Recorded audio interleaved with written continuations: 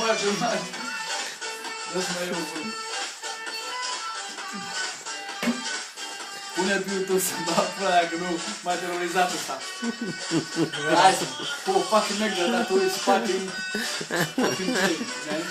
Just shut up, my god. Ia zi, Ciuculeț, cum e?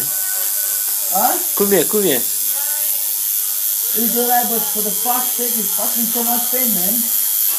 Guys, who wanna make the tattoo, please? Take it easy. Dale, back follow mami, cum bat pula la vânză.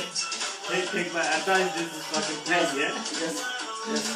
I said to them to do it, to put to the fucking YouTube. Guys, put to the YouTube. Never make a tattoo because so fucking much pain. Look like this or like that. I'm fucking drunk, but I still fucking do it. You know what I mean? Brother from another mother. That guys. You know what I mean? I have a face here I'm gonna put in the YouTube. But that fucking hurts, man. It fucking hurts. Especially the girls. Girls, never not even think about it. Even if you are beautiful, the tattoo just in your pussy. That's it. Oh fuck now, yeah? I'm fucked, but I'm still talking about, yeah?